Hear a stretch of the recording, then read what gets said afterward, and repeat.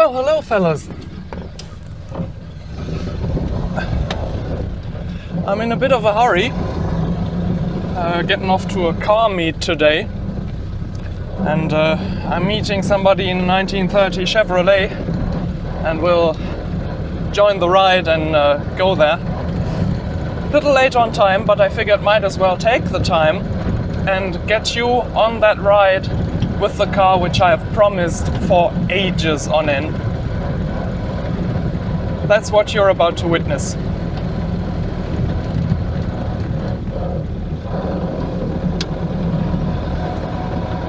I've decided no music, probably no cuts, and I'm going to give the occasional comment every now and then. For example, for cold running, I now have the choke half open, or the gas adjustment valve as you call it, and as the engine warms up I'm going to gradually close it down, and I'll also be able to lower the idle down, but right now she would die at a stoplight when I leave it down so far.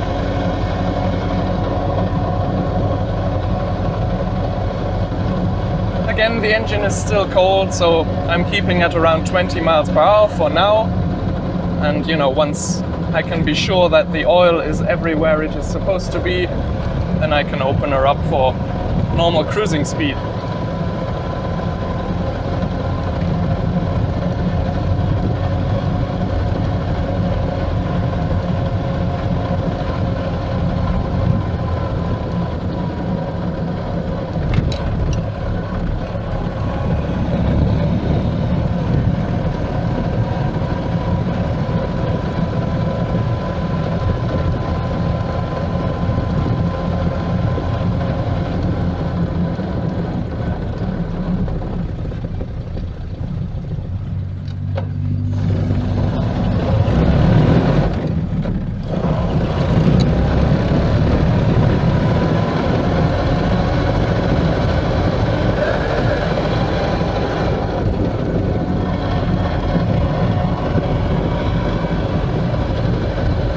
Now, the engine is still stone cold, so is the oil in the transmission.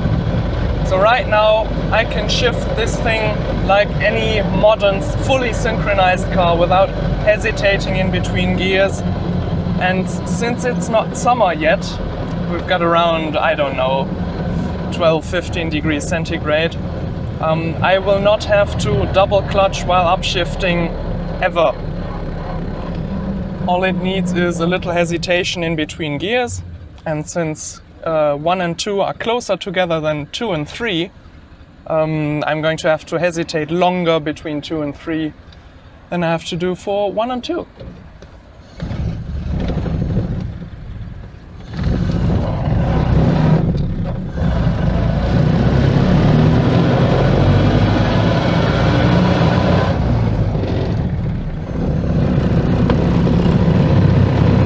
I'm manipulating on the left is the ignition advance. So the short story is, for idling it's up, for city driving it's halfway, and for full speed it's down. Then there is little nuances, like for example lugging it up a hill like we're doing right now. I'm leaving it a little bit more retarded than I would do going down the hill. When I double declutch and hit the gas for downshifting from third to second, for example, I want the idle down a little bit more so the engine is more peppy. Those are the little things that you get used to over time.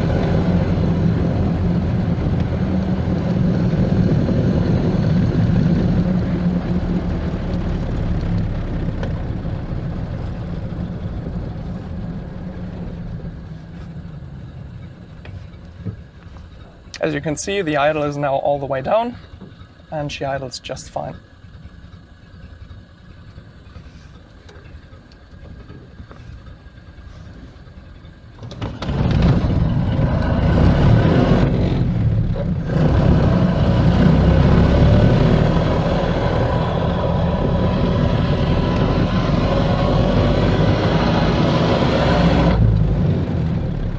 When going uphill, I found double clutching while upshifting to work quite nicely. it tends to give you a little bit quicker shifts, probably because the transmission slows down quicker.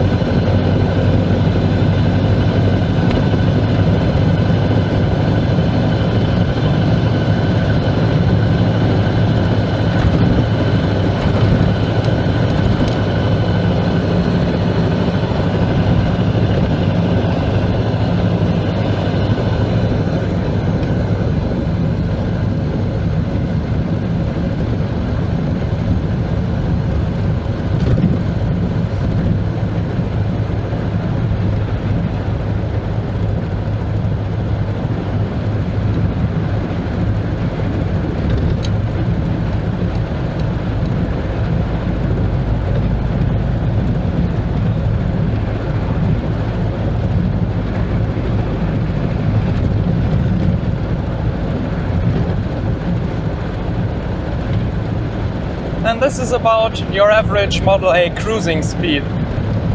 Now, I'm not saying it can't do faster, it'll do 50, it'll even do 55. For short periods of time, yes, you can do 60, but that's really something we shouldn't be worried about. The car's most happy between 30 and 40 miles an hour. It's just the vibrations calm down. It's not quiet by any means. That's quiet is for 6-cylinder Chevrolets, not for flathead 4s. However, everything is just... I think this is the speed that the Model A was built for. The generator is the most efficient at that speed, and that's probably the kind of speed you would have been going back in the day.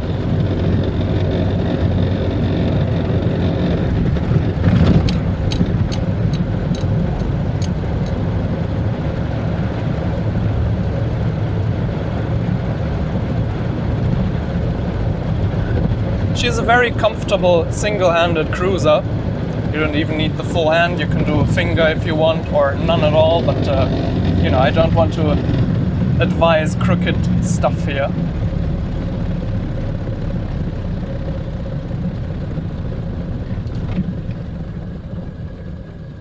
I tend to leave the engine in gear as long as possible, just for the final bit of stopping, use the brakes. And it sometimes also helps keep the engine running if your carburetor adjustment is a little bit off. As you can see, no double clutching required. And I like to go easy on the shift lever. You don't have to get the times all perfect. The best thing you can do is just touch the shift lever gently and feel for resistance, and if you feel something, how the gears are clashing into each other, then don't brute force it into place.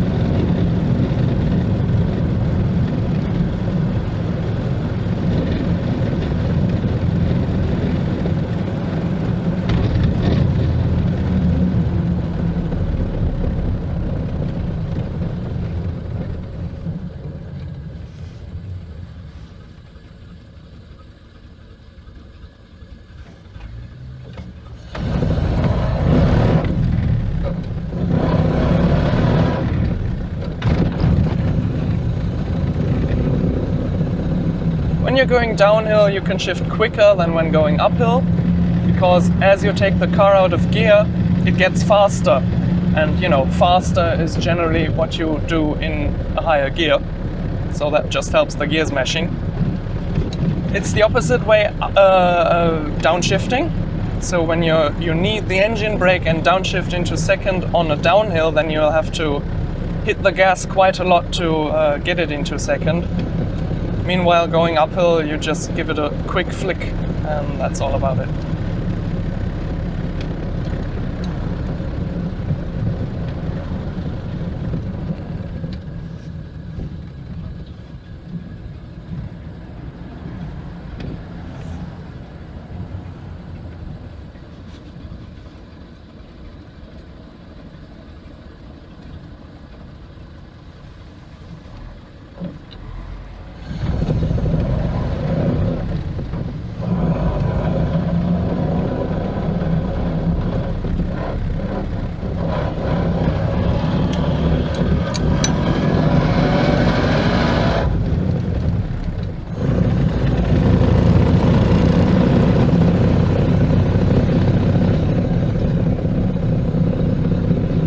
game that you will have to learn is to look far ahead.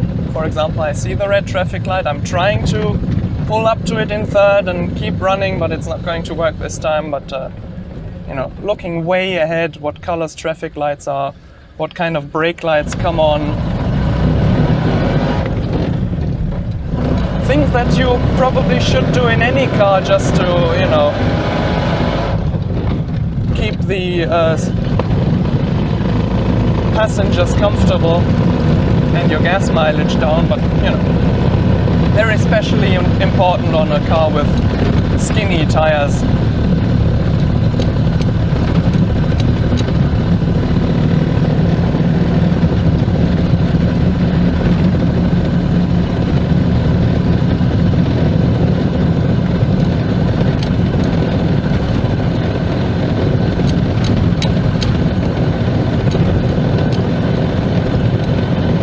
But as you can see, you know, this is a pretty steep hill. The car's pulling up just nicely. 3.3 liters, really proving their worth. I've had it on the dyno, I think it was 165 Newton meters, maybe 135, I'm not quite sure on that.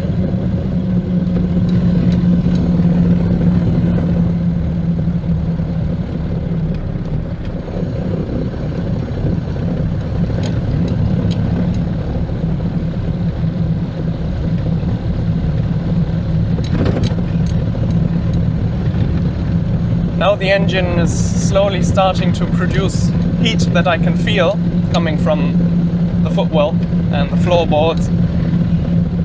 That's the kind of heat that will keep you from freezing to death when you're out in the winter. It's, you know, you'll have to dress up warmly if you want to drive this thing all winter long. There are many fault heaters available. I don't have one, but come on.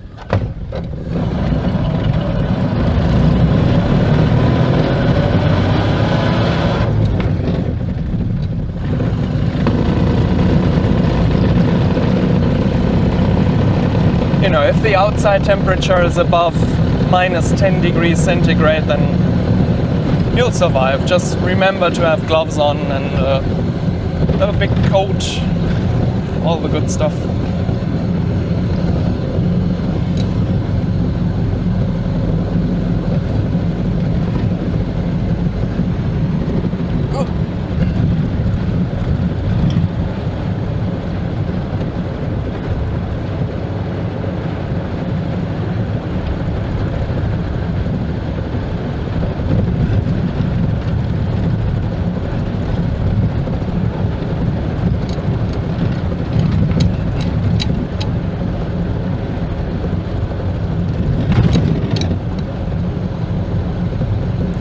The funny thing about this car is it is just about as loud, as comfortable as you are, you know, going down a straight piece of asphalt as it is going down the last bit of dirt road. It just, the ambient noise is always there and everything is always shaking. That's just the way it is. Ford was the first to put the you know, bendable design to the test, where the frame would be able to flex on purpose, because everything that can flex is not going to break, and everything that can flex is also well, less likely to be expensive because it doesn't have to be so massive.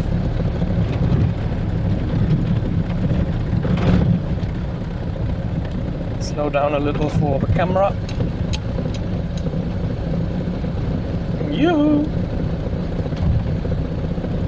And you'll see that she'll pull out of 20 miles an hour, no problem. She can even do the same thing from 15 miles an hour or 10 miles an hour if you're careful. Just bear in mind that this thing doesn't have an accelerator pump, so you can't just stomp on it. You're going to have to gradually, and that's where the footrest comes in handy, you'll have to gradually tilt your foot to get out of that low-end valet.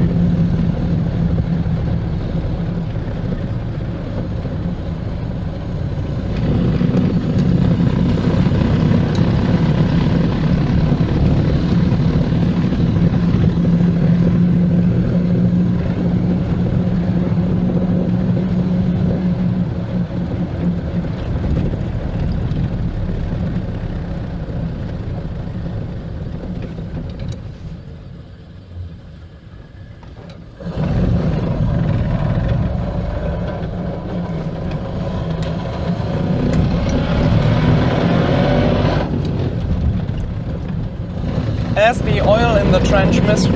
As the oil in the transmission warms up, you'll have to wait longer and longer in between shifts. This is not a quick getaway car.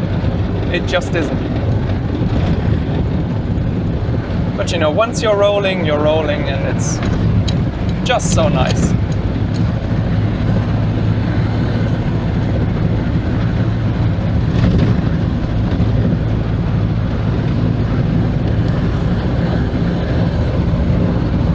One other good thing is you are not going to be overlooked. I mean, the headlights might be not as bright as your modern day xenon adaptive, whatchamacallits, but all the chrome, all the, you know, the entirety of the car is just screaming attention, even if you don't want it. But everybody smiles. It's one of those cars that doesn't have a specific type of person to like it. It's just everybody likes it. Whether they're old, whether they're young, male, female, doesn't matter.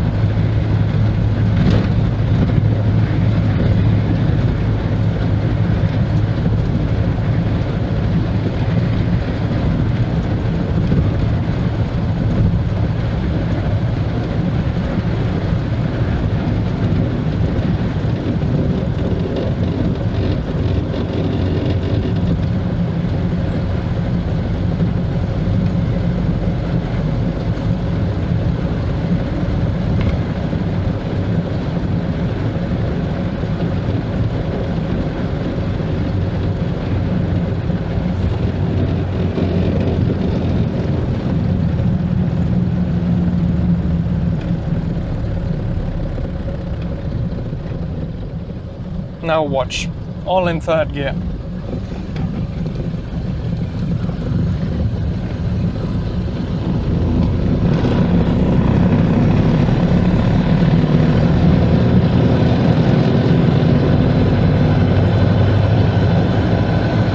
That's your 1930s automatic transmission right there. Just put it in third and leave it there.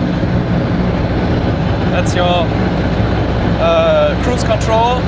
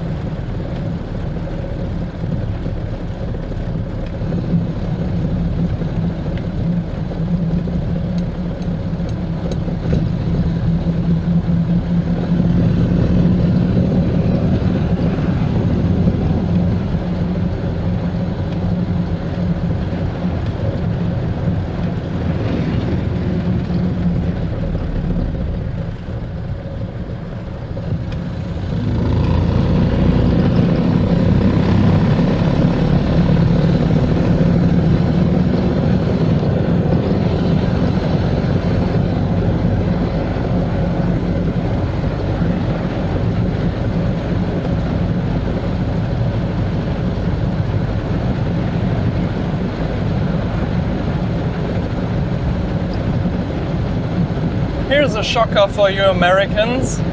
The cheapest fuel you can get right now is €1.88 per liter. 9 miles to the gallon. Good old metric barrels.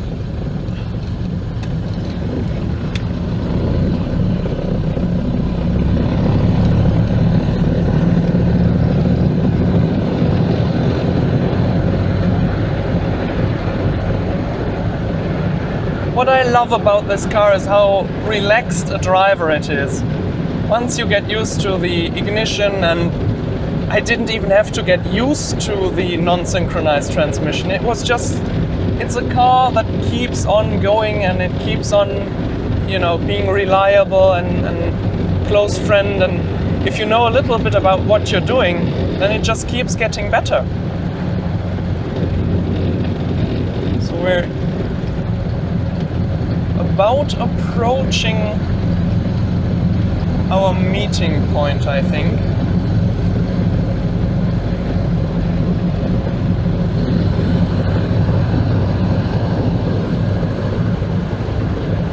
There he is.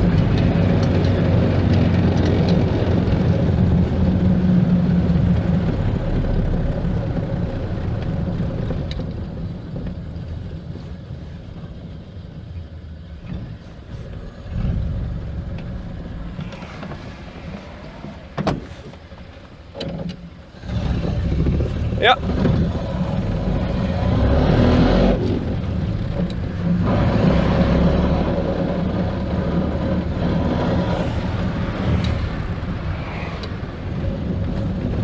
That's a 1930 Chevrolet right there.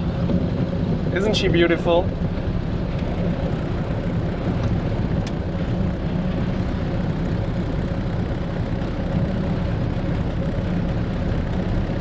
I'll be honest, the guy let me drive his car, and boy did I fall in love with the 6-cylinder overhead engine.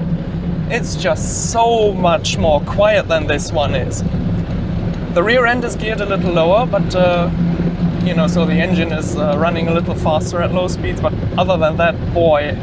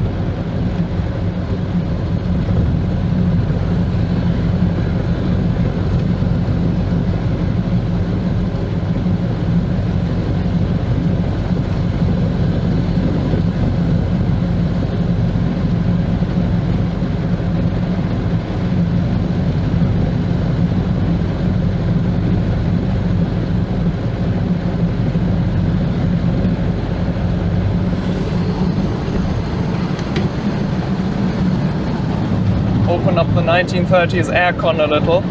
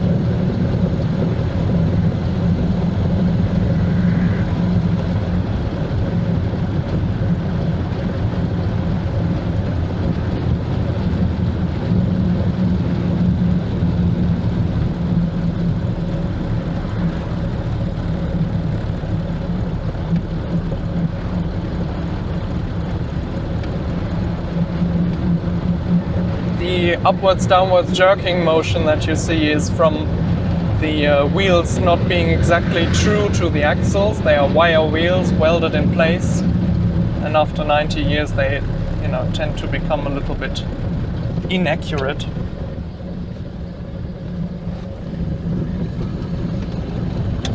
Ooh, this is going to be a tough one for third gear.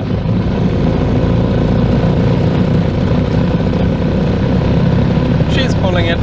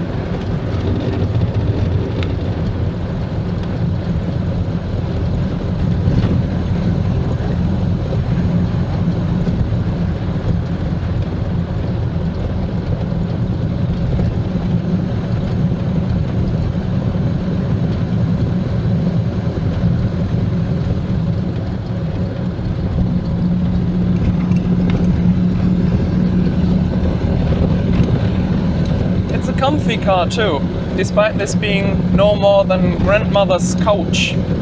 It's really, I can't complain a bit about it.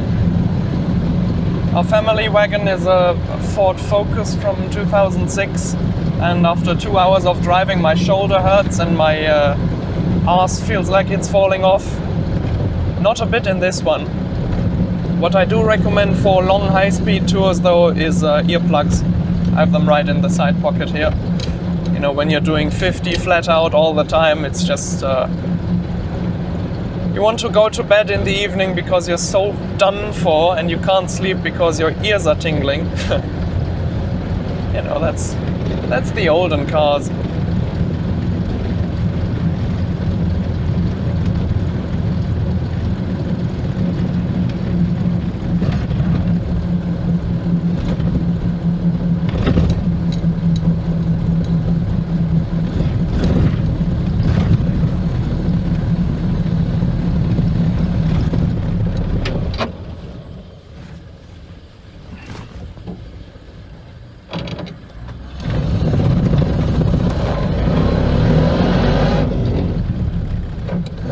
Say one more word against mechanical brakes. I dare ya. I dare ya.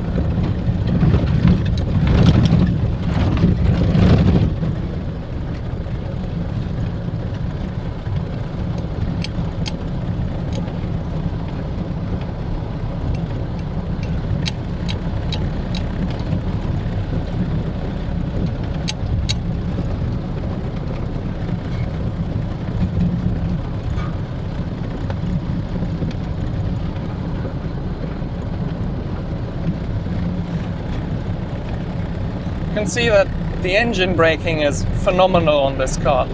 Even without the high compression head, you barely need the brakes. You know, I mean, if you want to dare it, then you never need any brakes, but I like to keep things relaxed.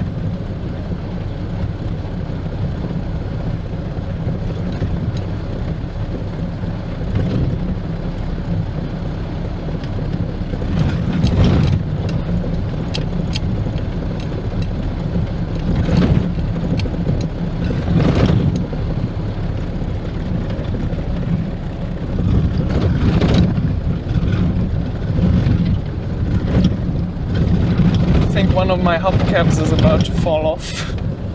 Makes a rattling sound front right. That's not a wheel bearing.